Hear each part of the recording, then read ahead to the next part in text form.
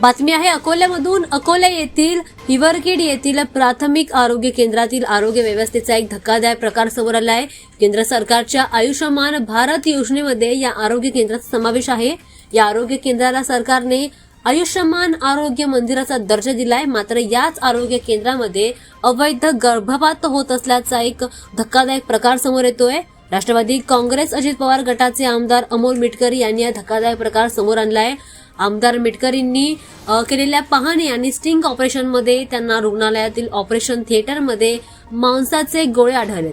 त्यामुळे या आरोग्य केंद्रात अवैध गर्भपात होत असल्याची गंभीर आणि धक्कादायक आरोप आमदार अमोल मिटकरी यांनी केलाय। हिवरखेड हे 40,000 लोकसंख्या असलेलं गाव आहे आणि येथील आरोग्य केंद्राशी सातपुड्याच्या पायथ्याशी असलेली जवळपास 35 आदिवासी खेडी आणि इतर गावं याला जोडलेली आहेत। मात्र इतक्या महत्वाच्या असलेल्या आरोग्य केंद्रामध्ये कोणत्याही आरोग्य सुविधा नाही आहेत। येथील कर्मचारी वेळेवर हजर राहत नाहीत असं देखील निदर्शनास आलंय।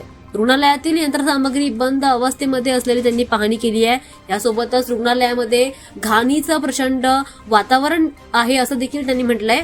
दरम्यान या आरोग्य केंद्रामध्ये गर्भपाताच्या शक्यतेची सरकार आणि प्रशासनाने उच्चस्तरीय चौकशीची मागणी आमदार मिटकरी यांनी केली आहे। यासोबतच यातील दोषींवर कठोर कारवाईची मागणी आमदार मिटकरी यांनी देखील केली आहे।